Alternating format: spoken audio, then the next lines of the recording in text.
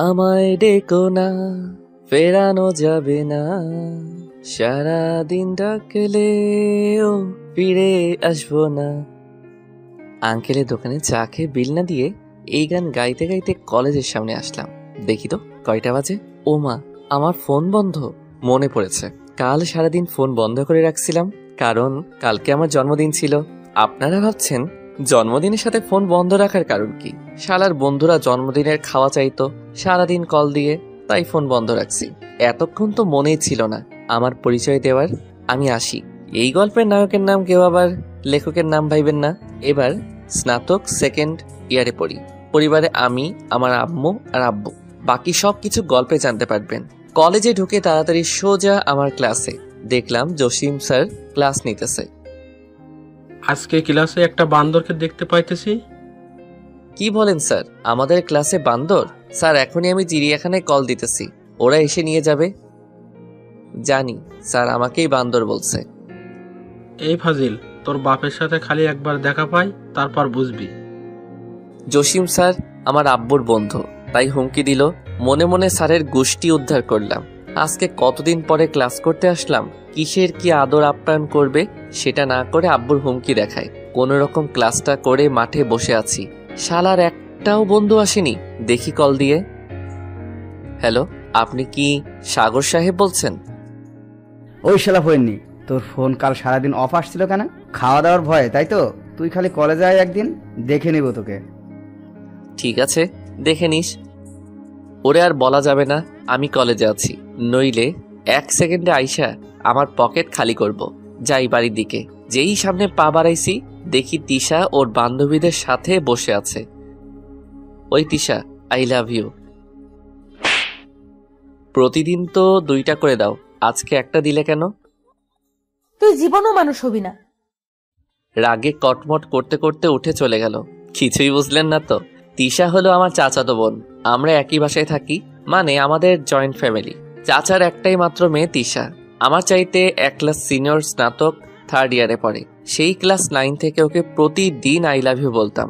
তার সাথে সাথে 2টা করে চর ফ্রি পেতাম ওর কাছ থেকে। তিশার সাথে ইয়ার্কি করতে করতে কখন যে ভালোবেসে ফেলেছি নিজেই জানি না। যাই হোক, এখন বাড়িতে যাই। বাড়িতে আসার পথে চায়ের বিল দিয়ে আসলাম। বাড়িতে খাওয়া দাওয়া করে দিলাম একটা ঘুম। এক ঘুমে সন্ধ্যা হয়ে গেল। ঘুম থেকে উঠে তিশার রুমে গেলাম। দেখলাম তিশা পড়তেছে। এত পড়া লাগবে না তো তোমাকে? আমাকে দেখো না, একদম পড়াশোনা করি না, কিন্তু আমাকে দেখেছো কখনো ফেল করতে? তুই যেভাবে পাশ করিস ওইভাবে আমার পাশ না হয়ে ফেল হলেই ভালো। আজকাল মানুষকে ভালো পরামর্শ দিতে নাই। একদিন পড়তে পড়তে মাথা নষ্ট হবে, তখন বুঝবে। আমার মাথা নষ্ট হয় হোক, তুই এই রুমে কেন? আমি কি এমনি এমনি আসবো নাকি তোমার রুমে? বড় আম্মু তোকে একটা কথা বলতে পাঠালো আমাকে। কথাটা বলে বিদায় হ তাড়াতাড়ি। I love you Tisha. পিছনে ঘুরে এক দৌড়, তখনই ধপাস করে পড়ে গেলাম। তিশা টেবিল থেকে উঠে আমার কাছে আসবে, তার আগে উঠে আমি দৌড় দিয়ে নিচে আসলাম। তিশাও নিচে আসলো। কি রে আশিক, হাঁপাচ্ছিস কেন? বড় আম্মু আর বলো না, দোতলায় একটা পেতনিকে দেখে দিছি দৌড়। কি বলিস? আজকালকার দিনে ওসব দেখা যায় নাকি? ধুর। বড় আম্মু পেতনিটা দেখতে একদম এইরকম লাগে। তিশার দিকে দেখিয়ে দিয়ে সোজা আমি বড় আম্মুর পিছনে লুকালাম। আম্মু তুমি সরে যাও, আমাকে পেতনি বলে আর সারাটা দিন আমাকে জ্বালায়, এমনকি কলেজে গেলেও। পিছন দিক থেকে কে যেন আমার কান টেনে ধরলো। পিছনে তাকিয়ে দেখি আম্মু আমার কান ধরেছে। তিশামা, কি করছে এই বান্দরটা? আমাকে পেতনি বলেছে, আবার আমার পড়ার ডিস্টার্ব করেছে। কিরে, তুই কখনো ভালো হবি না, খালি আমার মেয়েটাকে জ্বালাস। আম্মু, আমি তোমার নিজের ছেলে নাকি তিশা তোমার নিজের মেয়ে? আমার তো সন্দেহ আছে এটা নিয়ে। কোনো রকম কানটা ছাড়িয়ে বাড়ির বাইরে চলে এলাম। ওইদিকে আম্মু আর বড় আম্মু দুইজনই হাসতেছে। তিশা ওদের হাসা দেখে আরো রেগে ওর রুমে গেল। আমি সন্ধ্যাটা বাইরে আড্ডা দিয়ে 8টায় আসলাম। চুপি চুপি বাড়িতে ঢুকে সোজা আমার রুমের দিকে দৌড় দিব, তার আগেই আব্বুর ডাক। এইদিকে আয় আশিক। আব্বু, কেন ডাকলে? লেখাপড়া বাদ দিয়ে খালি ঘুরে বেড়ানো তোর, এখন এখানে খেতে বস। আমার সেইভাবে ভেজা বিড়ালের মতো হওয়ার অবস্থা তিশা দেখে বিটি বিটি হাসছে। যাই হোক, খাওয়া দাওয়া শেষ করে আমার রুমে গেলাম। বসে বসে ভাবতেছি তিশাকে সিরিয়াসলি বোঝাতে হবে আমি ওকে ভালোবেসে ফেলেছি, নইলে আমার ভালোবাসা অন্য কারো হয়ে যাবে। দেরি না করে তিশার রুমে চলে গেলাম। দরজায় দাঁড়িয়ে, আসবো ভিতরে? আমার রুমে আসতে কবে থেকে অনুমতি নিতে শুরু করলি? তিশা, আজকে আমি একটা সিরিয়াস কথা বলতে আসছি। থাপ্পড় খাইতে আবার মন চায় নাকি? দেখো, আমি সিরিয়াস হয়ে মন থেকে বলছি, আমি তোমাকে সত্যিই ভালোবাসি। আমি তোমার সাথে এখন কোনো মজা করতেছি না। দেখ আশিক, আমি তোর চাচাতো বোন হই, আর তাছাড়া আমি তোর বড়। বুঝতে পেরেছে, আমি সিরিয়াসলি বলছি। তুমি চাচাতো বোন, নিজের তো আর না। আর তুমি আমার 1 ক্লাস সিনিয়র, কিন্তু বয়স তো প্রায় একই। এটা কখনোই সম্ভব না। তুই চলে যা এখান থেকে এক্ষুনি। প্লিজ তিশা, সত্যি আমি তোমাকে ভালোবাসি। তোকে যেতে বলেছি কিন্তু। আমি ওইখান থেকে চলে আসলাম আমার রুমে। বসে বসে ভাবছি হয়তো রেগে আছে আমার উপর, তাই বলছে। সকালে উঠতে উঠতে দেরি হইল। কলেজের 2টা ক্লাস হয়ে গেছে, তাই রুমে বসে গান শুনছিলাম। তখন সাগর কল দিল। আশিক, কোথায় তুই? কেন রে? তিশা আপু প্রেম করে, আমাদের আগে বলিসনি কেন রে? আমরা তো জানতাম না।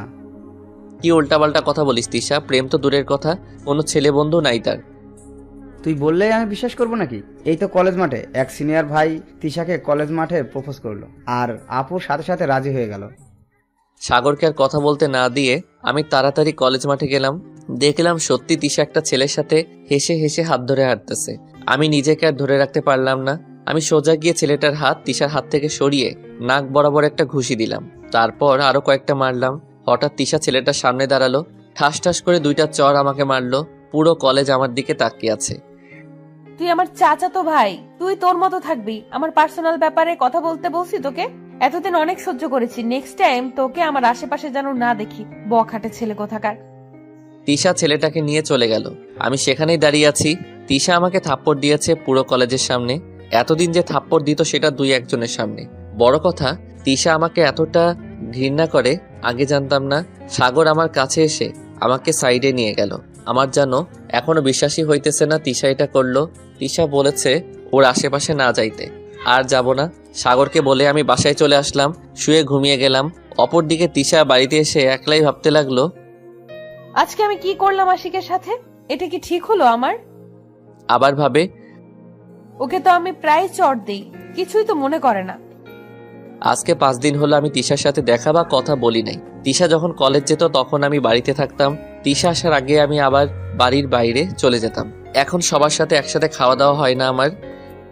আজকে 4-5 দিন থেকে আশিককে কোথাও দেখছি না। সারাক্ষণ আমাকে বিরক্ত করতো, এখন একদম করে না।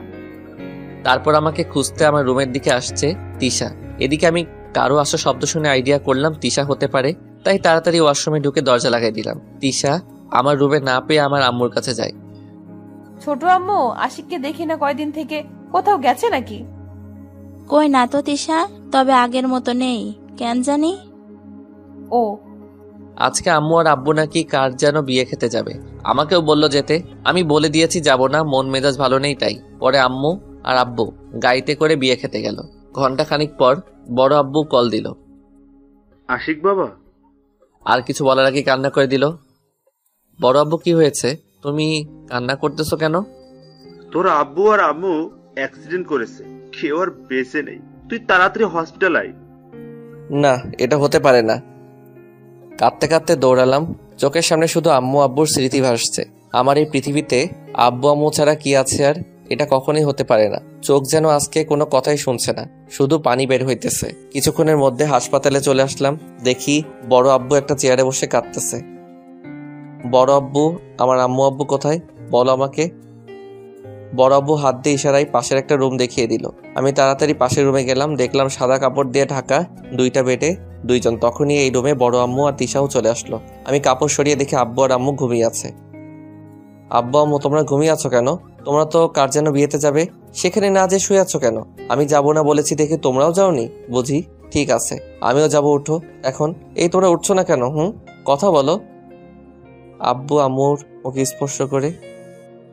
বড় আম্মু, দেখো আব্বু আম্মু উঠছে না, আমার উপর রাগ করে আছে। যাইনি তাদের সাথে, তাই তুমি একটু বলো না রাগ করে যেন না থাকে। আর আমার খুব কষ্ট হইতেছে, সবাই আমার পাগলামি দেখে কান্না করতেছে। বাবা, সত্যিটা মেনে নিতে হবে, তোমার আব্বু আর আম্মু বেঁচে নেই। না, আমাকে ছেড়ে তারা যেতে পারে না, তোমরা ভুল বলতেছো।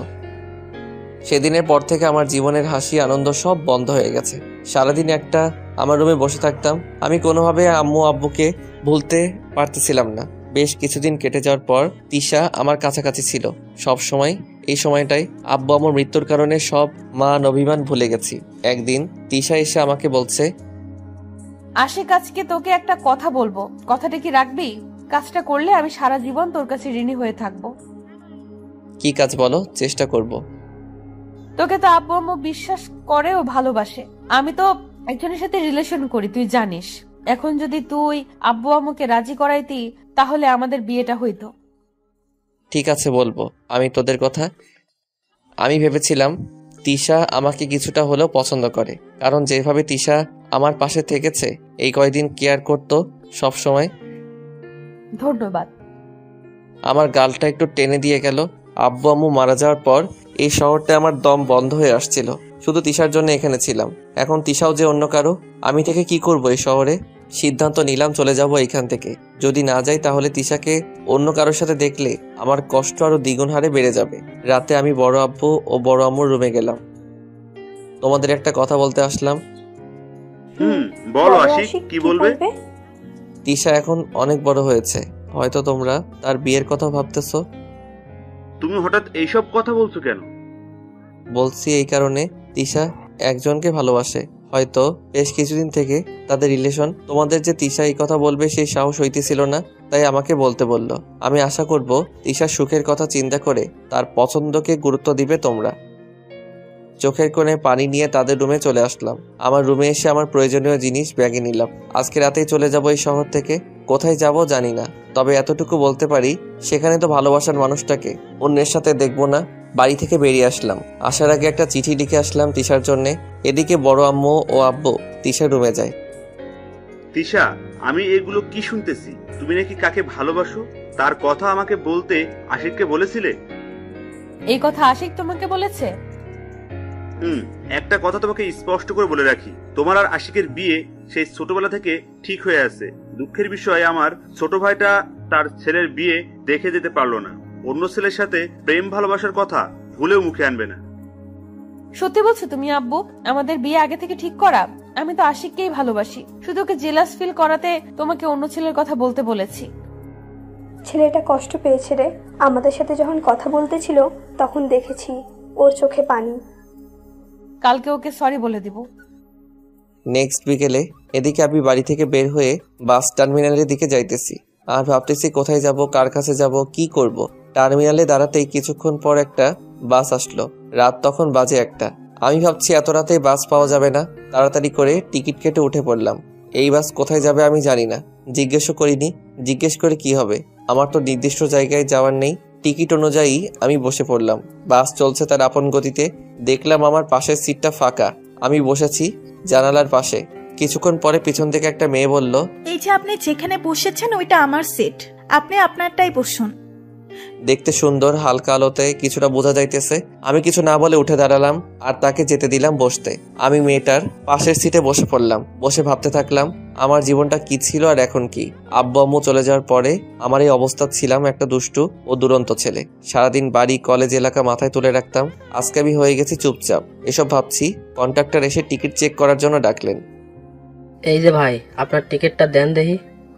আমাকে উদ্দেশ্য করে আমি কিছু না বলে টিকিট এগিয়ে দিলাম। ভাই, আপনার সিটটা ওইটা, আপনি এনে বসেন কেন? কন্ট্রাক্টরের কথা মেয়েটা শুনে তার টিকিট ভালো করে দেখে। ভাই, আসলে আমি তাড়াহুড়াই টিকিটটা দেখতে ফুল হইছে, ওনার সিটটাই আমি বসছি আর উনি আমারটাই। আমাকে উদ্দেশ্য করে তারপর কন্ট্রাক্টর চলে গেল। তাড়াহুড়াই আমি খেয়াল করিনি, ভালো করে সরি। আমি কিছু না বলে চুপচাপ বসে আছি। ছেলেটাকে দেখা তো চাই হ্যান্ডসাম, সুন্দর, কিন্তু কথা বলতে পারে না। আল্লাহ কেন যে এমন করে কে জানে। একটু চুপ থাকলে আমার জন্য ভালো হয়। আপনি কথা বলতে পারেন, তাহলে আপনার সিটে আমি বসলাম, আপনি আমাকে কিছু বললেন না কেন? কথা বলতে ভালো লাগতেছিল না, তাই। আর কোনো কথা না বলে আমি বসে রইলাম। সকালে বাস থামলো। আশেপাশে সাইনবোর্ডে তাকিয়ে দেখলাম, তাতে বুঝলাম এটা ঢাকা শহর। আমি আমার ব্যাগ নিয়ে নেমে আসলাম বাস থেকে। মেয়েটি আগেই নেমে গেছে বাস থেকে। এই শহরে থাকবো কি করে?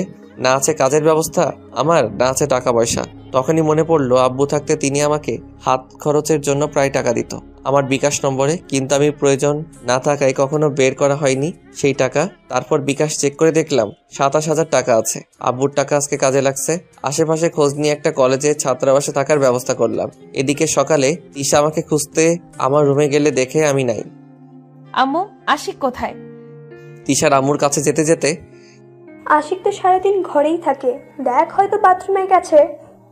তিশা আবার ঘুরে আমার রুমে যায়, দেখে আমি বাথরুমেও নাই, তাই আবার বের হবে। তখনই টেবিলের উপর একটা কাগজে দেখতে পাই। তিশা এগিয়ে গিয়ে কাগজটা হাতে নিয়ে পড়তে থাকে। তিশা, হয়তো তুমি আমার এই চিঠিটা পড়তেছো। তোমাকে সেই ক্লাস 9 থেকে ভালোবেসেছি।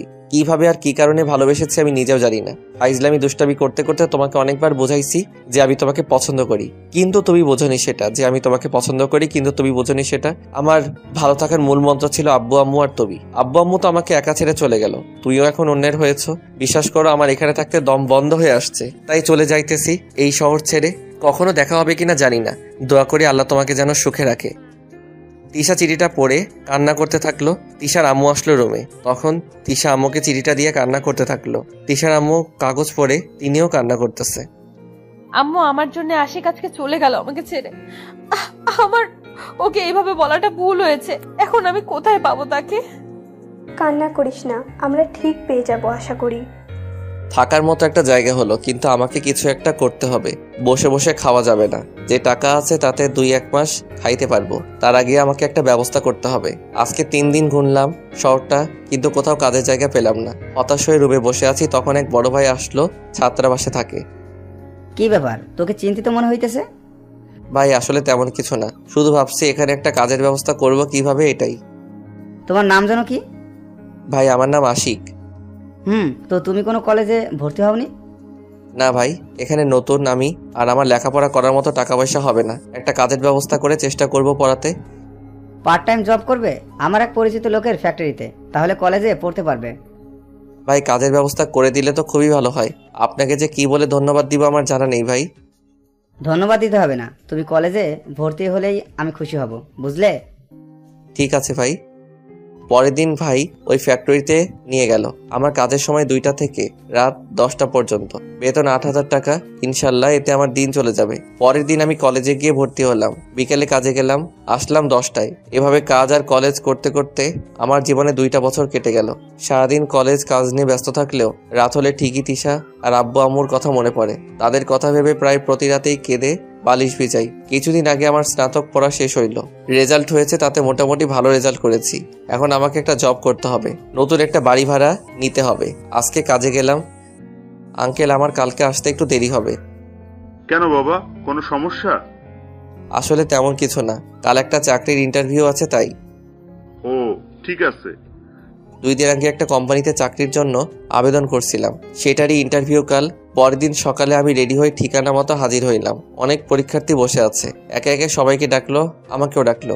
ইন্টারভিউ ভালোই দিলাম, কিন্তু মনে হয় না আমাকে নিবে, কারণ এখন টাকা ছাড়া বা মামা খালু ছাড়া চাকরি হয় না। হতাশ হয়ে চলে আসলাম। এভাবে অনেক কয়টা চাকরির ইন্টারভিউ দিলাম, সবগুলোতে একই অবস্থা। কালকে আবার একটা ইন্টারভিউ আছে, বেশ সাদামাটা ভাবেই গেলাম সেখানে।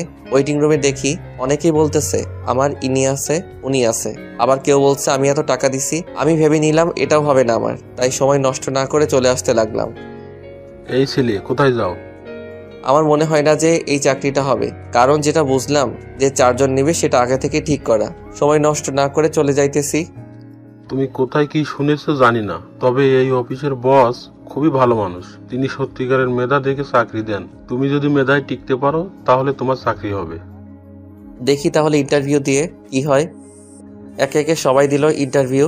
108 নম্বরে আমার সিরিয়াল আসলো।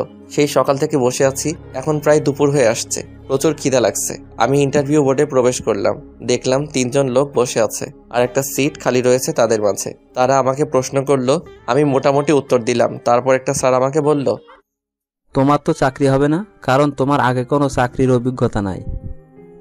স্যার আমার চাকরিটা খুবই দরকার। এভাবে বললে তো হবে না, তাহলে তো সবাই এভাবে চাকরি নিতে পারতো। আমরা অভিজ্ঞতা ছাড়া নিতে পারবো না। স্যার প্লিজ, আমার খুবই দরকার। আপনি এখন আসতে পারেন, যান। কি আর করার, তাই টেবিলের উপর থাকা আমার কাগজপাতি নিয়ে ব্যাক হয়ে আসবো। দেখলাম একজন মেয়ে আসলো রুমে, 3 জন স্যার মেয়েটাকে সালাম দিল দাঁড়িয়ে। আমি পিছনে না তাকিয়ে বের হইতেছি। আমজাদ সাহেব, ইনি চলে যেতেছে কেন? ইন্টারভিউ দিবে না? ওনাকে ক্যান্সেল করা হয়েছে। ওনার অভিজ্ঞতা নাই আগে জব করার। এই ছেলে দাঁড়াও, এদিকে আসো। জি বলুন। পিছনে ঘুরে দেখলাম তিশা। আজকে কতদিন পরে দেখলাম সে আগের চেহারা, চোখে হালকা করে কাজল দেয়া, বিশেষ করে মুখের মায়াবী ভাবটাও সে আগের মতোই, যার জন্য আমি এই শহরে পাড়ি জমিয়েছি। সেই তার সাথে আবার দেখা হলো। কিন্তু তিশা ঢাকায় কি করে? হতে পারে তার হাজবেন্ড কোনো বড় লোক, তাই এখানে থাকে তার সাথে, আর এটা মনে হয় তাদেরই কোম্পানি। এসব প্রশ্ন মাথায় ঘুরতে থাকলো। আশিক, তুই এখানে এতদিন কোথায় ছিলি বলতো? চমকে উঠে এসব একেবারে বলে ফেলে। ম্যাম, আপনি হয়তো ভুল করতেছেন কোথাও। আপনি যাকে মনে করতেছেন আমি সে না। নর্মাল ভাবেই বললাম। আমার কোথাও ভুল হইতেছে না। তুই কার উপর রাগ করে আসলি আমাদের ছেড়ে বলতো?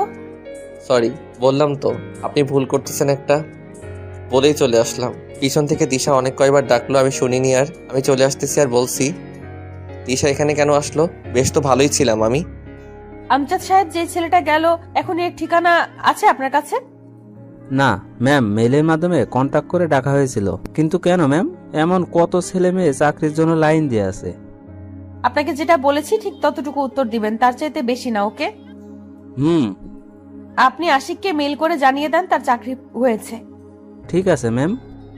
আমি ছাত্রাবাসে এসে রেডি হয়ে কাজে আসলাম। কিছুক্ষণ কাজ করার পর আঙ্কেল আসলো।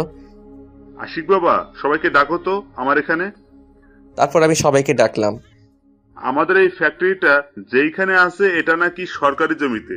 গতকাল আমাকে নোটিশ দেওয়া হয়। আমি যখন জমিটা কিনি তখন আমি জানতাম না এটাই সরকারি জমি আছে। এখন বাধ্য হয়ে ফ্যাক্টরি বন্ধ করে জমি ছেড়ে দিতে হবে। আঙ্কেল, তাহলে আমাদের কি হবে? আপনার এখানে কাজ করে আমরা জীবিকা নির্বাহ করি। আমি জানি তোমাদের অনেক ক্ষতি হলো, কিন্তু ক্ষতি আমারও কম কিছু হলো না। কিছু করার নাই। চাকরি কতদিনে হবে জানা নাই, আদৌ হবে কিনা তারও ঠিক নাই। এখন আমার চলবে কিভাবে জীবন, এসব ভাবতে ভাবতে ছাত্রাবাসে আসলাম। রাতে শুয়ে আছি কিন্তু চিন্তায় ঘুম আসছে না। ফোনের ডাটা অন করে এফবিতে ঢুকলাম, তখনই একটা মেইল আসলো। আমি মেইলটা চেক করে দেখলাম আজকে যেখানে তিশাকে দেখেছি সেই কোম্পানি থেকে মেইল করে জানালো আমার চাকরি কনফার্ম, আগামীকাল যেতে বলেছে 10টায়। এদিকে আমার যে কাজের উপর সবকিছু চলতো সেখানে কাজ অফ হয়ে গেল। কাজের খুব দরকার, নইলে না খেয়ে থাকতে হবে।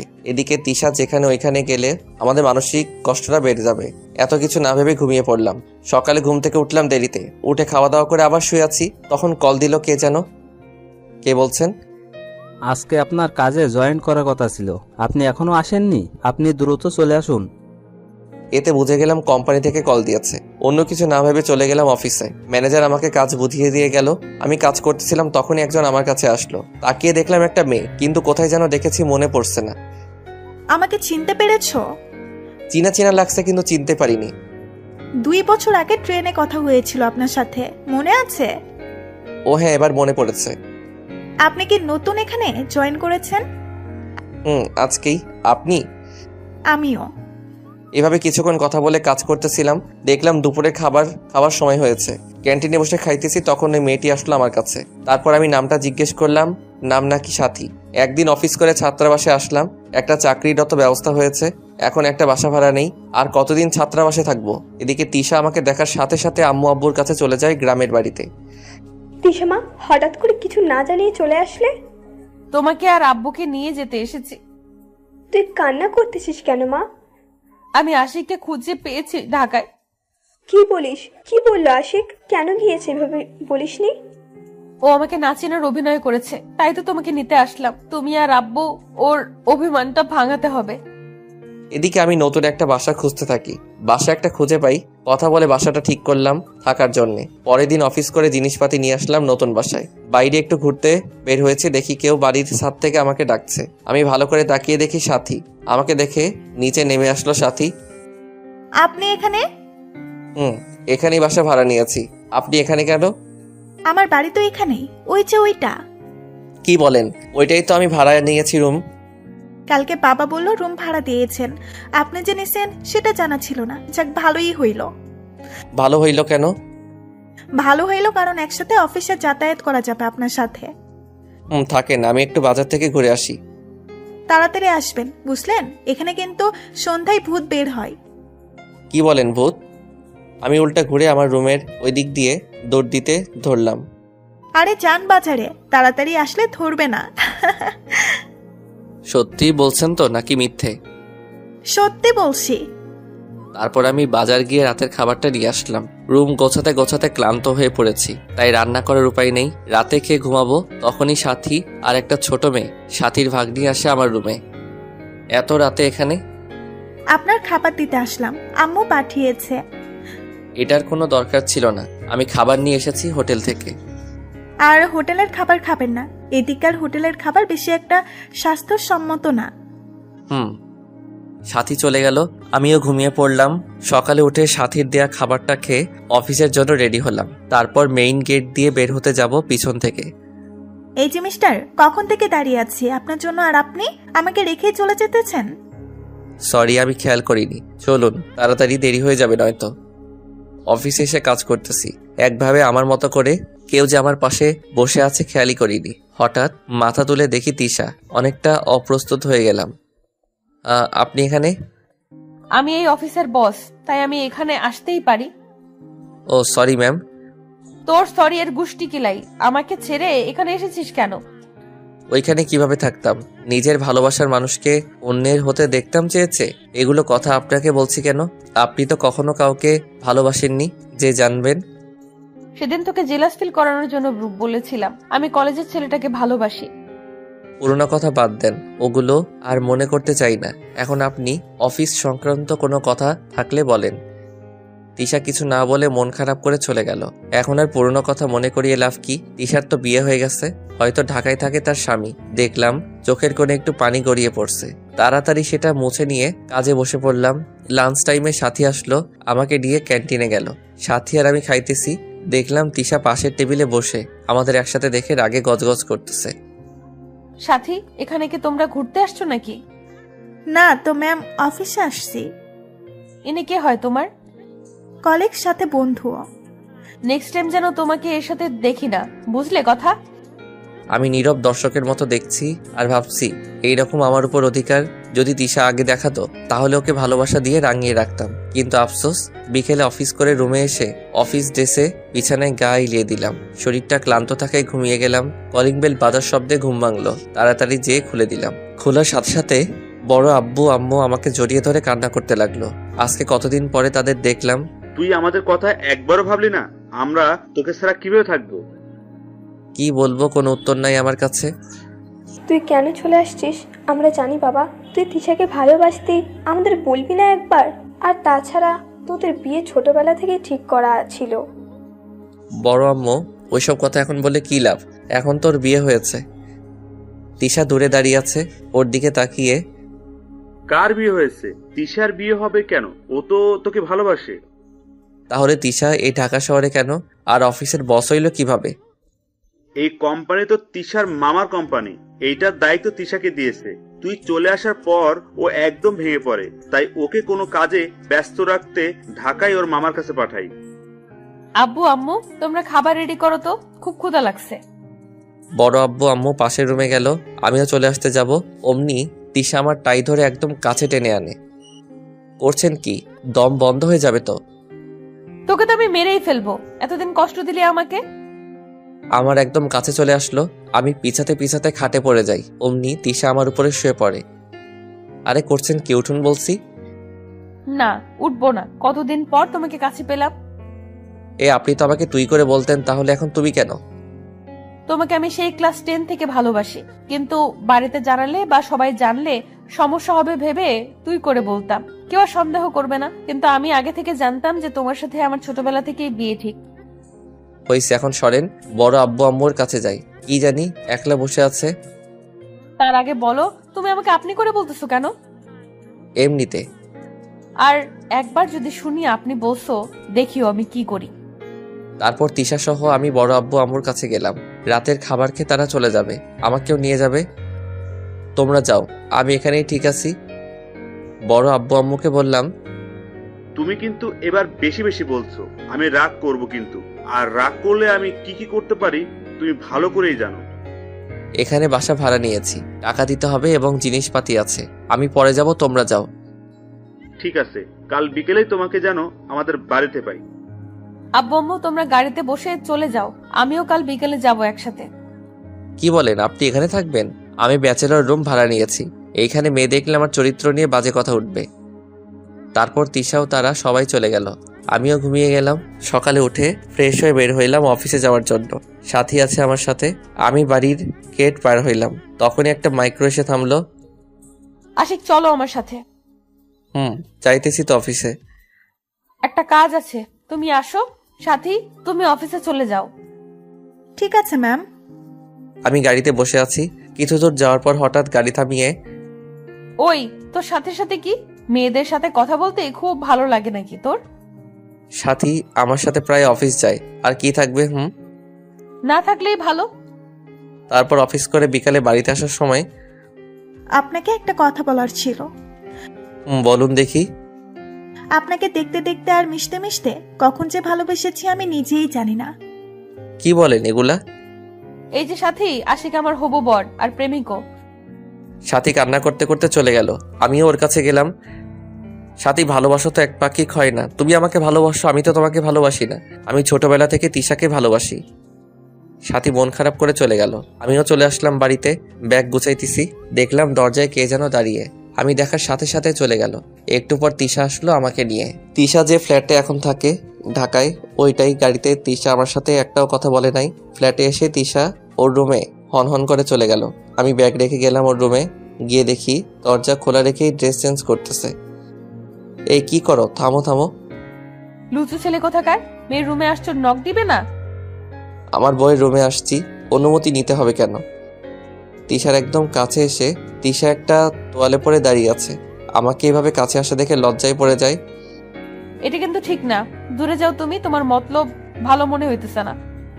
আর কিছু বলতে না দিয়ে শক্ত করে জড়িয়ে ধরলাম, আর তিশার খোলা পিঠে হাত বুলিয়ে দিতেছি। তিশাও খুব শক্ত করে জড়িয়ে ধরেছে। মনে হইতেছে দুইজনের শরীর মিশে যাবে। তখনই কারেন্ট চলে গেল। তিশা ছাড়ো, লাইট অন করে দেই, অন্ধকার। লাইটের কি দরকার? বলে চুমু খেতে লাগলো আমায়। তিশা আমার কাছে পেয়ে পাগলের মতো করছে। বিছানায় আমাকে ফেলে দিয়ে আমার ঠোঁটের 12টা বাজিয়ে দিতেছে। তখনই বড় আম্মু আসলো দরজায়। তিশা, লাইট জ্বালিয়ে দিতেছিস না কেন? এই তিশা, বড় আম্মু আসছে, সরো। আম্মু তুমি যাও, আমি একটু পরে লাইট জ্বালিয়ে দিব। এদিকে আমাকে চুমু খেতে খেতে, ঠিক আছে। এই যে সরেন সরেন, খিদে লেগেছে খুব। না, তুমি আগে আমাকে তুমি করে বলবে, তারপর। তুমি করে বলবো না কখনোই। সাথে সাথে আমার গালে কামড় বসিয়ে দিল। ব্যথা করতেছে তো। ও মা গো। চুপ, একদম চুপ। যতক্ষণ তুমি করে না বলবি আরো কামড় খাবি তুই। ঠিক আছে, তুমি করে বলবো। এখন তো ছাড়ো, সত্যি ব্যথা করতেছে। তিশা সরে গেল। আমিও উঠে বড় আম্মুর কাছে গেলাম। দেখি বড় আম্মু আর আব্বু বসে আছে খাবার টেবিলে আমাদের জন্যে। তারপর আমিও খেতে লাগলাম। একটু পর তিশা এসে আমার উপর দিকে বসে পড়লো। আশিক বাবা, তোমাদের বিয়ে কোন দিন দিলে ভালো হয় বলো তো? এসব বিষয় সিদ্ধান্ত আপনারা নেন, আমি ভালো মন্দ কি জানবো। ঠিক আছে, আগামী সোমবার তোমাদের বিয়ে, কি বলো তিশামা? এত দেরি কেন? আব্বু আম্মু সবাই হাসতেছে তিশার কথা শুনে। আমি তো মাথা নিচু করে খাইতেছি। এই মেয়েটার হুশ জ্ঞান কম নাকি, আল্লাহই ভালো জানেন। সকালবেলা শরীর ভিজে থাকার কারণে ঘুম ভেঙে গেল। তাকিয়ে দেখি তিশা মগ হাতে দাঁড়িয়ে আছে। তুমি আমাকে ভিজিয়ে দিলে কেন? তোকে কখন থেকে ডাকতেছি, ওঠার নাম গন্ধ নেই। তাই বলে পানি ঢেলে দিবে? এখন তো পানি ঢেলে দিতেছি, বিয়ের পর দেখবি কি কি করি। ও বড় আম্মু আব্বু, আমি বিয়ে করব না এই জল্লাদ মেয়েকে। আর একটা কথা বললে তোর হাত পা ভেঙে দিব। হ্যাঁ তাই করো, হাত পা ভেঙে দিয়ে রাখো, তবু তোমাকে বিয়ে করব না। তোর হাত পা আমি ভাঙবো, বিয়েও আমিই করব। এখন তাড়াতাড়ি উঠে অফিসে চলো। একটু আদর করেও তো তুলতে পারতে, ঘুম থেকে দিল শরীরটা ভিজিয়ে। ও আদর করতে হবে আগে বলবে না? কালকে রাতের আদরের কথা মনে নাই? আমি সাথে সাথে গালে হাত দিয়ে দেখলাম এখনো কামড়ের দাগ আছে। না থাক, আদর লাগবে না। পাগল একটা। বিয়েটা হতে দাও, ভালোবাসা দিয়ে ভরিয়ে রাখবো। নাস্তা করে তিশা আর আমি অফিসে গেলাম। দুপুরের পর তিশা ডাকলো আমাকে তার কাছে। ডাকলে কেন? এখানে বসো। বলো। তিশা আমার কোলে বসে আমার ঘাড়ে মাথা দিয়ে, ভালো লাগতেছে না কেন জানি, কেন পাগলি, কি হয়েছে? জানি না, চলো আজকে কোথাও থেকে ঘুরে আসি। অফিস আছে এখনো? থাক অফিস, চলো তো। তারপর অফিস থেকে বের হলাম। ঈশা গাড়ি বের করবে, তখন আমি, আজকে গাড়ি না, আমার সাথে আসো। একটা রিক্সা ডেকে উঠলাম। 2 জন, কোনো গন্তব্য নেই। সারা বিকেল ঘুরবো আজকে। ঈশা আমার ঘাড়ে মাথা রেখে বসে আছে। ঈশা, তোমার শরীর কি খারাপ লাগতেছে? না, শরীর ঠিক আছে। তুমি চুপচাপ থাকলে আমার কি ভালো লাগে বলো? তখনই রাস্তার পাশে ফুচকার দোকান দেখে ঈশা বায়না ধরলো ফুচকা খাবে। তাই রিক্সা থামিয়ে গেলাম দোকানে। ঈশা সহ অভুক্ত মানুষের মতো খেয়ে যাইতেছে। আমি যে তার সাথে আছি ও ভুলেই গেছে খাওয়ার সময়। হঠাৎ আমাকে ওর দিকে তাকিয়ে থাকতে দেখে আমার দিকে একটা ফুচকা খাইয়ে দিতে ধরলো। আমি তো ওইভাবে খাবো না। তাহলে? আমি ফুচকা তিশাকে খাইয়ে দিলাম। তারপর ওর মুখ থেকে আমি খেলাম। বাহ, ফুচকা টক ঝাল আর তিশার ঠোঁটের মিষ্টি কি দারুণ। এভাবে দেখতে দেখতে বিয়ের দিন চলে আসলো। কিছুক্ষণ আগে আমাদের বিয়ে হয়েছে। তিশা বাসর ঘরে বসে আছে, আমিও বারান্দায় বসে আছি। দেরিতে যাব। তিশাকে রাগাতে আমার খুব ভালো লাগে। কিছুক্ষণ পর তিশা কল দিল আমাকে। আমি 2 বার কেটে দিলাম। আবার কল দিছে। বলো, কেন কল দিলে? তুমি কোথায়? কেন, কোনো সমস্যা? কল কেটে দিছে। যাই দেখি কি বলে। রুমে ঢুকে দেখি কেউ নেই ঘরে। ভালোই হয়েছে। আমি গিয়ে শুয়ে পড়লাম। ঘুমের ভাব নিয়ে শুয়ে আছি। ঈশা ওয়াশরুম থেকে রুমে এসে দেখে আমি শুয়ে ঘুমিয়ে আছি। রাগে পুরো ফুলতে লাগলো। আমি তো এদিকে ভয় শেষ। সোজা আমার উপর বালিশ দিয়ে মারতে থাকলো। কি হলো, মারতেছো কেন? কতক্ষণ ধরে এখানে বসে আছি, কই ছিলি বল? সাথীর সাথে একটু দেখা করতে গেছিলাম। বলতে দেরি, আমার গলা টিপে ধরতে দেরি নাই। এই ছাড়ো, ব্যথা পাইতেছি। তোকে তো আমি মেরেই ফেলবো আজকে। ঘরে বউ রেখে অন্যের কাছে কি কথা? পার্সোনাল কিছু কথা থাকতেই পারে আমাদের। তিশা আমাকে ছেড়ে দিয়ে অপর দিকে মুখ ঘুরিয়ে শুয়ে পড়ল। খেয়াল করে দেখলাম তিশা কান্না করতেছে। নিজেকেই খারাপ লাগতেছে এখন। বাসরাতে পাগলিটাকে কান্না করালাম। তিশা, এই তিশা। তিশা আমার হাতটা সরিয়ে দিল। শোনো আমার কথাটা একবার। কি শুনবো তোমার কথা? কিছু শোনা লাগবে না। আমার দিকে তাকিয়ে চোখের পানি দিয়ে গাল ভিজে গেছে। আমার 2 হাত দিয়ে মুখটা ধরে, তুমি সত্যি সত্যি কান্না করতেছো? আমি তোমাকে রাগাতে বলছি? সাথীর সঙ্গে দেখা করতে গেছিলাম। এখন আর আমাকে মিথ্যা বলতে হবে না।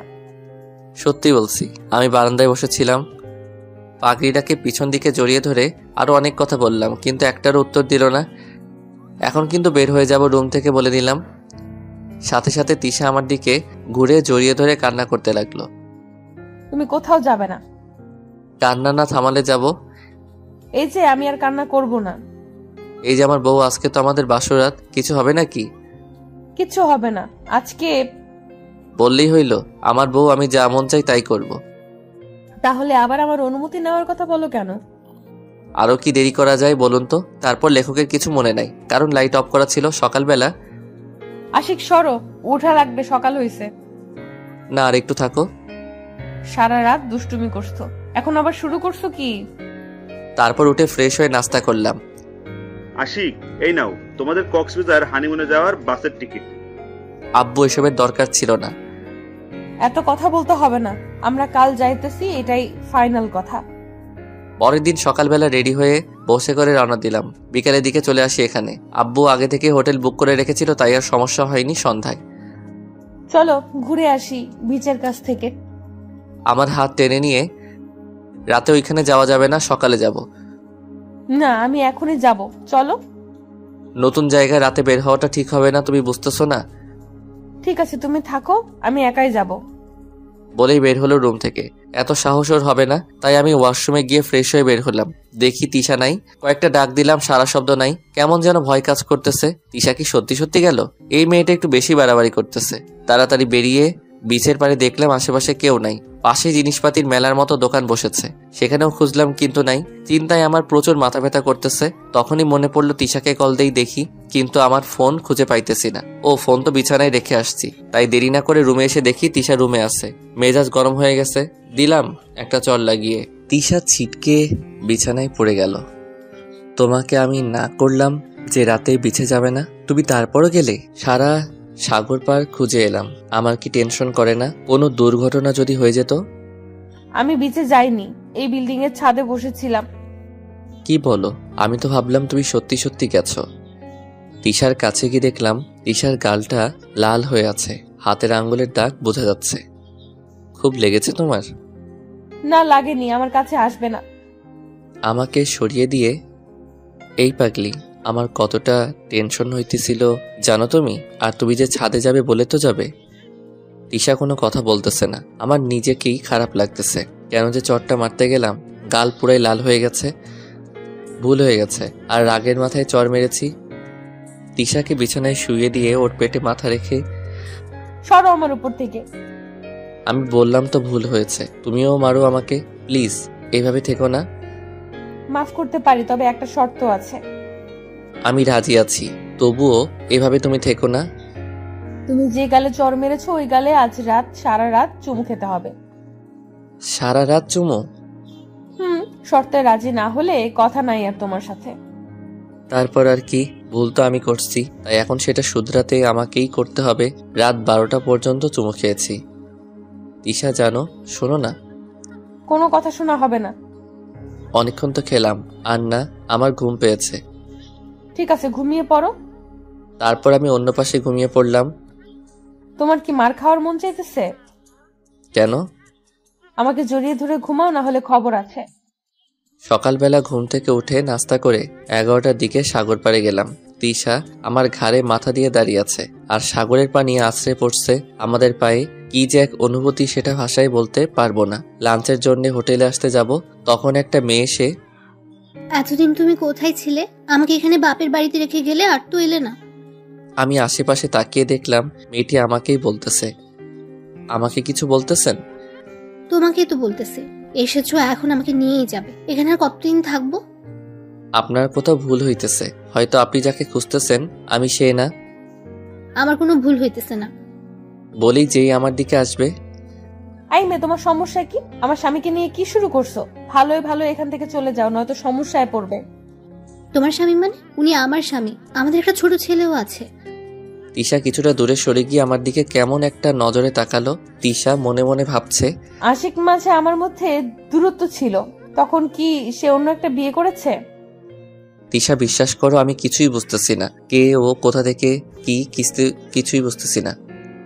সত্যি করে বলো তো আশিক, আমাদের কাছ থেকে চলে আসার পরে তুমি কি বিয়ে করেছিলে? কি বলতেছো তিশা? আমি বিয়ে করব কেন? আমি এই মেয়েটাকে চিনি না বলতেছি। তাহলে ইনি কি মিথ্যা বলতেছে? বিশ্বাস করো, আমি কারোর সাথে সম্পর্কেও জড়াইনি, আর বিয়ে তো দূরের কথা। গলাটা ভারী হয়ে আসছে আর চোখ ভিজে গেল। কিছুক্ষণের মধ্যে বেশ কিছু মানুষ জমতে শুরু হলো। ভাইয়েরা দেখেন তো এই মহিলা কি বলতেছে, আমি নাকি তার স্বামী হই। আপনারা কিছু মনে করবেন না, এই মেয়েটা পাগলি, সারাদিন সাগর পাড়ে ঘুরে বেড়ায়। ওর স্বামী ওকে ছেড়ে চলে গেছে, তাই যাকেই দেখে তাকেই ওর স্বামী ভাবে। কি বলবো, বুকের উপর থেকে একটা পাথর সরে গেল। সেখানে আর না থেকে হোটেলে ডাইরেক্ট চলে আসলাম। এসে শুয়ে আছি, মাথাটা প্রচুর ব্যথা করতেছে। তিশা আমার কাছে এসে বসলো। সত্যি বলতে মেয়েটা যেভাবে বলতেছিল তাই তোমাকে বলেছি। তুমি বিয়ে করছো নাকি, আমাকে ক্ষমা করে দাও। আমার মাথায় হাত বুলিয়ে আমি কিছু না বলে পাগলিটার কোলে মাথা দিয়ে শুয়ে আছি। খারাপ লাগতেছে। মাথাটা প্রচুর ব্যথা করতেছে। দাঁড়াও, টিপে দিতেছি। তিশার নরম হাতের ছোঁয়ায় অনেকটা ভালো লাগতেছে। তিশা হইছে, এখন শুয়ে রেস্ট নাও তুমি। এখানে কি শুয়ে রেস্ট নিতে আসছি নাকি? তাহলে কি করতে? তিশা কিছু না বলে আমার ঠোঁটের সাথে তার ঠোঁট এক করে দিল। পাগলের মতো ঠোঁটে চুমু খাইতেছে, মাঝে মাঝে কামড়ে দিতেছে। তাই নিজেকে ছাড়িয়ে নিয়ে, তুমি কামড়াইতেছো কেন? ব্যথা পাইতেছি। আমার স্বামী, আমি কি করি? বলি আবার শুরু করলো। তারপর দুজনে হারিয়ে গেলাম এক সুখের রাজ্যে সন্ধ্যায়। এই উঠো, ফ্রেশ হতে হবে। না, আমি উঠবো না। আমার বুকে নিজেকে শক্ত করে চেপে ধরে কোনো উপায় না পেয়ে তিশাকে কোলে করে ওয়াশরুমে নিয়ে গেলাম। ওকেও ফ্রেশ করলাম, আমিও করলাম। তারপর খাওয়া দাওয়া করে, তিশা চলো বাসায় চলে যাই, এখানে ভালো লাগতেছে না। ঠিক আছে, কখন যাবে? কাল সকালেই যাই তাহলে। ওকে, আমি তাহলে জিনিসপাতি গুছিয়ে রাখি। আমি রিসোর্টের বারান্দায় দাঁড়িয়ে আছি। এখন থেকে সমুদ্রের বিশালতা অনুভব করা যায়। হঠাৎ করে আব্বু আম্মুর কথা মনে পড়ে গেল। আজকে তারা বেঁচে থাকলে কত সুন্দর হইতো, কতটা খুশি হইতো। এটা শুনলে যে তিশাকে আমি বিয়ে করেছি, চোখের কোণ দিয়ে পানি অটোমেটিক গড়িয়ে পড়ছে। তিশা পিছন থেকে জড়িয়ে ধরে আছে, সেদিকে আমার কোনো খেয়াল নেই। আশিক, এদিকে আসো তো। বলেই আমাকে নিয়ে বিছানায় শুয়ে দিল। আমার মাথাটা ওর কোলে দিয়ে, কান্না করবে না একদম। আব্বু আম্মু চলে গেছে। তুমি কান্না করে কি তাদের আরো কষ্ট দিতে চাও? এভাবে থাকতে থাকতে ঘুমিয়ে পড়ি। মধ্যরাতে দেখি আমি এখনো তিশার কোলে। পাগলিটা খাটে হেলান দিয়ে বসে বসে ঘুমাইতেছে। আমি ওকে আমার বুকে নিয়ে শুয়ে পড়লাম। পরের দিন সকালে আমি আর তিশা বেরিয়ে পড়লাম ঢাকার উদ্দেশ্যে। বিকেলে চলে আসলাম, দেখি বাড়িতে একটা মহিলা আর লোক। মামা মামি তোমরা এখানে? আসলাম। এইটা বুঝি তোর স্বামী? এই হইতেছে আশিক। আমি সালাম দিলাম। উত্তর না নিয়ে কেমন ভাবে তাকালো আমার দিকে, তাতেই বুঝলাম আমাকে পছন্দ করে নাই। আমি আর কথা না বলে উপরের রুমে গেলাম। রেস্ট নিয়ে বাইরে বের হব, দেখি বারান্দায় কারো হাসির আওয়াজ ভেসে আসছে। এখানে কার হাসি দেখার জন্য গেলাম, দেখি একটা ছেলে আর তিশা হাসাহাসি করছে। সত্যি বলতে বুকের ভিতরটা কেমন যেন নড়ে উঠল। ওদের সামনে গেলাম, দেখলাম তিশা হাসাহাসি বন্ধ করে দেয়। তোমাদের ডিস্টার্ব করলাম, জানতাম না তোমরা এখানে, নইলে আসতাম না। ডিস্টার্ব করবে কেন? এইটা হইতেছে আমার মামাতো ভাই সোহেল। বলেই চলে আসলাম। রাতে শুয়ে শুয়ে ফেসবুকিং করতেছি, তিশা আসলো আমার কাছে, এসে আমার উপর শুয়ে পড়লো। এটা কি হলো? কিছু না। এই আশিক শোনো না। বলে ফেলো। আমার দিকে তাকাও। বলতে থাকো তো। তিশা ছো মেরে আমার হাত থেকে ফোনটা কেড়ে নিয়ে মেঝেতে ছুঁড়ে মারে। আমার স্বাদের ফোনটা টুকরো টুকরো হয়ে গেল। কি করলে? আমার ফোনটা তো শেষ হয়ে গেল। উঠে মেঝের দিকে যাব। কই যাস তুই? চুপচাপ এখানেই থাক, নয়তো খবর আছে তোর। তিশার দিকে তাকিয়ে দেখি সত্যি সত্যি রেগে গেছে। ভয়ে চুপসে গেলাম। হ্যাবলার মতো তাকিয়ে আছি ওর দিকে। তুমি এখনই যেখানে থেকে পারো আমার জন্য বকুল ফুল নিয়ে আসবে আর আচার নিয়ে আসবে, যাও। আমি কোথায় থেকে আনবো এত রাতে? কাল নিয়ে আসবো। আমার এখনই লাগবে। এখন না আনলে তোমার ফোনের মতো তোমাকেও ভেঙে ফেলবো বলে দিলাম। আমি পড়লাম এক মহা ঝামেলায়। রাতে কোথায় পাবো বকুল ফুল? না এনেই বা কি করব? আজকে তিশা আমার কাছে কিছু চাইলো, সহজেও চায় না। বেরিয়ে পড়লাম রাস্তায়। আনমনে হেঁটেই যাইতেছি। রাস্তার ল্যাম্পপোস্টের দিকে তাকিয়ে তাকিয়ে এক দোকান থেকে আচার নিয়ে বাড়ি যাইতেছি। তিশাকে কোনোভাবে বোঝাতে হবে বকুল ফুল নাই। গ্রাম হলে সব জায়গায় পাওয়া যেত। কি মনে করে রাস্তার পাশে দাঁড়ালাম। দেখি বৃষ্টি পড়তেছে হালকা। ভালো করে লক্ষ্য করে দেখি বকুল ফুল পড়তেছে। খুশি হয়ে হাত ভর্তি করে ফুল নিলাম। বাসায় এসে কলিং বেল দিলাম। একটু পর তিশা খুলে দিল। তোমাকে রাগ করে আনতে বসছি বলে তুমি সত্যি সত্যি আনতে চলে যাবে? তুমি আমার কাছে কিছু চাও না? আজকে চাইলে আমি কি না করতে পারি? রুমে এসে শুয়ে পড়লাম, তিশা আর আমি। এই আশিক। বলো। আমাদের কিন্তু হানিমুনে কিছুই হয়নি। কে বলছে কিছু হয়নি? আমরা সাগর দেখলাম ওইখানে গিয়ে। গাধা কোথাকার? তুমি গাধার তাহলে বউ গাধি? এই গাধাকে আমাকেই মানুষ করতে হবে। তারপর আমরা হারিয়ে গেলাম দুজনের মাঝে। সকালবেলা আমি আর তিশা অফিস যাইতেছি রিক্সায়। একটু পরে সোহেল আসলো গাড়ি নিয়ে, রাস্তায় আমাদের সামনে। তিশা, রিক্সায় তুমি যাইতেছো কেন? আসো আমার গাড়িতে আসো, আমি পৌঁছে দিতেছি। ঠিক আছে আশিক, আসো গড়িয়ে যাই। তিশা, তোমার সমস্যা হইতেছে, তুমি যাও গাড়িতে, আমি রিক্সায় ঠিক আছি। ঠিক আছে, আমি গেলাম অফিস। এই বলে চলে গেল। আমার মনটা সত্যি খারাপ হয়ে গেল। অফিসে এসে কাজ করে দুপুরে লাঞ্চ করতে গেলাম না। অফিসেই বসে বসে সময় কাটালাম। তিশা এসেছিল আমাকে ডাকতে, আমি বলে দিয়েছি খিদে নাই। রাতে বাসায় আসলাম। বড় আব্বু আম্মু আজকে বলল তারা নাকি বাসায় চলে যাবে। আয়নার সামনে তিশা বসে বসে চুল চিরুনি করতেছে। আমি গিয়ে তিশাকে দাঁড় করিয়ে শক্ত করে জড়িয়ে ধরলাম। চোখ দিয়ে পানি বের হয়ে আসছে। তুমি কান্না করতেছো কেন? কি হয়েছে? কিছু না বলে আরো শক্ত করে জড়িয়ে ধরলাম। এই পাগল, কি হয়েছে বলো আমাকে। তিশা, আমি তোমাকে খুব খুব ভালোবাসি। তোমাকে অন্য কারোর সাথে দেখলে বা কথা বলতে দেখলে আমার হিংসে হয়। তোমাকে হারানোর ভয় কাজ করে। তিশা কিছু না বলে কান্না করতেছে। তিশা, আমি একটা সিদ্ধান্ত নিয়েছি, আমরা গ্রামে চলে যাব। আব্বুর যেটুকু আবাদি জমি আছে ওইখানে ছোট একটা ঘর বানিয়ে তুমি আর আমি থাকবো। জমিতে চাষাবাদ করে আমাদের সংসার চালাবো। এতে তুমি কি বলো? তুমি যেটা ভালো মনে করো সেটাই। তুমি যেখানে থাকবে ওখানেই আমিও থাকবো। কালকে বড় আব্বু আম্মুর সাথে চলে যাব বাড়িতে। পরের দিন সকালে আব্বু আম্মু সহ আমরা গ্রামের বাড়ি চলে আসি। সেই বাড়িটার সামনে দাঁড়িয়ে মনে পড়ে গেল পুরনো দিনের কথা। ভিতরে ঢুকে আমার রুমে গিয়ে ফ্রেশ হয়ে আব্বু আম্মুর সাথে কথা বলতে চলে আসলাম তাদের রুমে। সাথে তিশাও আসলো। আশিক, তুমি কি কিছু বলবে? এসেই আমার কাছে আসলে যে? আব্বু, তেমন কিছু না। বলছিলাম আমি তো এখন এসে গেছি, তোমাকে আর কোনো কাজ করতে হবে না। তুমি বাসায় রেস্ট নিবে এখন থেকে। আমি এখনো ব্যবসা সামলাতে পারবো, বুড়ো হয়নি রে। মাঝে মাঝে যাবে, তবে প্রত্যেক দিন না। একটা কাউকে ব্যবসায় রেখে দাও। কাউকে মানে? তুই থাকতে কাকে রাখবো? কাল থেকে তুই যাবি। আমি আব্বুর যেটুকু জমি আছে ওইখানে চাষাবাদ করব। তোমার ব্যবসায় আমি যাব না। এবার কিন্তু আমি তোর উপর রাগ হবো সত্যি সত্যি। আমার কোনো ছেলে আছে তুই ছাড়া? আমার যা কিছু আছে সবই তো তোর। ঠিক আছে, তুমি বাড়িতে সময় দিবে এখন থেকে। তারপর এইভাবে চলে গেল একটা বছর। একদিন রাতে বাসায় আসলাম, এসে কলিং বেল বাজালাম। তিশা দরজা খুলে লাফ দিয়ে আমাকে জড়িয়ে ধরলো। কি ব্যাপার, আজকে তোমাকে খুব খুশি খুশি লাগতেছে? বাহ, সুন্দর করে সেজেছো দেখি। খুশির সংবাদ আছে, তার আগে বলো আমি খুশির সংবাদ দিলে আমাকে কি দিবে? তুমি যা চাইবে তাই দিব। এবার বলো খুশির সংবাদটা কি? আমি মা হতে চলেছি। কথাটা শুনে এতটা খুশি হয়েছি বলে প্রকাশ করা যাবে না। এই খুশির সংবাদ তুমি আমাকে এখন দিলে, আগে দিলে না কেন? তুমি কখন জানলে? বিকেলে অসুস্থ অসুস্থ লাগতেছিল, তাই আমার বান্ধবী ডক্টরকে ডাকছিলাম, সে টেস্ট করে জানালো। আব্বু আম্মুকে বলেছো? না, তোমাকে আগে দিব, তাই এতক্ষণ বসে আছি দরজার কাছে। তিশাকে কোলে নিয়ে আমাদের রুমে গেলাম। রুমে গিয়ে আব্বু আম্মুকে ডাকলাম, তাদের সংবাদটা জানালাম। তারা অনেক খুশি।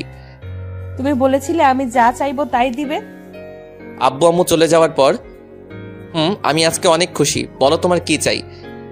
এখন থেকে বিকালের আগে বাসায় এসে আমাকে সময় দিতে হবে। এইটুকু? আরো কি চাই বলো, যা বলবে সেটাই। আমাকে প্রচুর পরিমাণে ভালোবাসতে হবে, আর কিছুই চাই না। পাগলিটাকে বুকে নিয়ে শুয়ে পড়লাম। দেখতে দেখতে তিশার ডেলিভারির ডেট চলে আসে। সকালে ব্যবসায় হিসাব করতেছিলাম, তখন আব্বুর কল। আশিক, তুই কই? তাড়াতাড়ি হসপিটালে চলে আয়, তিশার প্রসব ব্যথা উঠেছে, আমি হাসপাতালে নিয়ে যাইতেছি। আমি দেরি না করে দ্রুত হাসপাতালে চলে যাই। দেখি আব্বু আম্মু ভিতরে বসে আছে। তিশাকে কি কেবিনে নিয়ে গেছে? না, তোকে ছাড়া তিশা কেবিনে যাবে না, কান্না করতেছে তোর জন্য। আমি তাড়াতাড়ি তিশার কাছে চলে গেলাম। তারপর তিশাকে কেবিনে নিয়ে গেলাম। তিশা, আমি কেবিনের বাইরে আছি, তুমি কোনো চিন্তা করো না। না, তুমি এখানেই থাকবে, আমার কাছে আসো।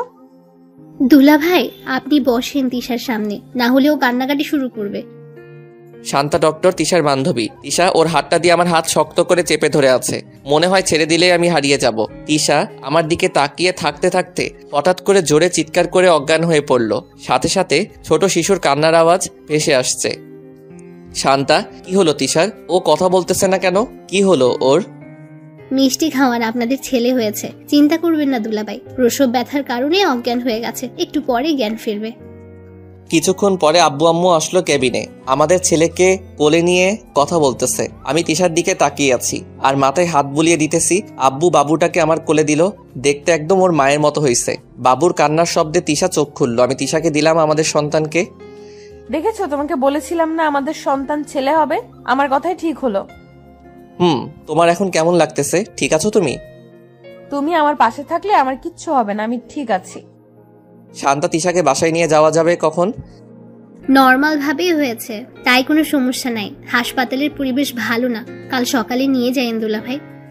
সেদিন রাতে আমি তিশার সাথে বসে আছি। এই, আমাদের বাবুটার নাম রাখতে হবে না? তুমি একটা নাম রাখো। তুমি রাখো, যেটা ভালো মনে হয়।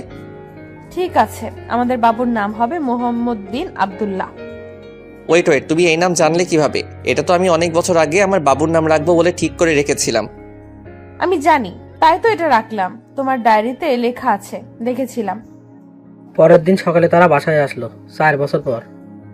আব্বু আব্বু, আমাকে না আম্মু বকা দিয়েছে। কি এত বড় সাহস? আমার ছেলেকে বকা দিয়েছে? তোমার আম্মুকেও আমি বকা দিব, ঠিক আছে? বাইরে থেকে বাসায় ঢুকছি আর ছেলেকে বলছি। ঠিক আছে। রাতে ঘুমানোর আগে আব্দুল্লাহ আর আমি দুষ্টামি করছিলাম বিছানায়। এখানে কি হইতেছে? চিল্লাচিল্লি কেন? আমি আর আব্দুল্লাহ দুইজনার মুখের দিকে তাকিয়ে একটা চাপা হাসি দিলাম। এতে তিশার রাগ আরো বেড়ে গেল। আব্বু, আজকে তোমার খবর আছে, যা রেগে গেছে আম্মু। আব্দুল্লাহ আমার ফোন নিয়ে কার্টুন দেখতেছে বিছানায়। তিশা আয়নার সামনে দাঁড়িয়ে চুল ঠিক করছে। আমি পিছন দিয়ে তিশাকে জড়িয়ে ধরলাম। ছাড়ো আমাকে, কি করছোটা কি? আমি আমার বউকে ধরেছি, ছাড়ার কোনো প্রশ্নই ওঠে না। এখন ভালোবাসা উতলে পড়ছে, তাই না? ছেলেকে পেলে তো আমাকে ভুলে যাও তুমি। সব ভালোবাসা ছেলেকেই দেয়, আমাকে দেয় না। ওলে বাবালে, আমার পাগলিটা রাগ করেছে, আসো একটু আদর করে দেই। এই ছাড়ো, বাবু আছে তো এখানে, চলো ঘুমাবে এখন, আসো। আমি শুইলাম। আমার সাথে তিশা আর তিশার ওই পাশে আব্দুল্লাহ। কিছুক্ষণের মধ্যে তিশা আর আব্দুল্লাহর ঝগড়া বেঁধে গেল। তিশা আমার পাশে শুয়ে থাকবে, আব্দুল্লাহ বলে সেও আমার পাশে থাকবে। এই যে আপনারা থামেন, এই যে আমি মাঝে শুইলাম, এখন আমি দুইজনেরই পাশে। তারপর তিশা আমার বুকে মাথা দিয়ে শুয়ে পড়ল, এদিকে আব্দুল্লাহও শুয়ে পড়ল। কিছুক্ষণ পরে আমার ঠোঁটে কিছু একটা অনুভব করতে পারলাম। চোখ খুলে দেখি তিশা আমাকে কিস করতেছে। এটা তিশার প্রত্যেক দিনের কাজ। পাশেই তাকিয়ে দেখি আমার ছেলে আমাকে ধরে ঘুমিয়ে আছে। এভাবেই পার করে দিতে চাই সারাটা জীবন। বেশ সুখে শান্তিতে কাটছে আমাদের জীবনের পথ চলা।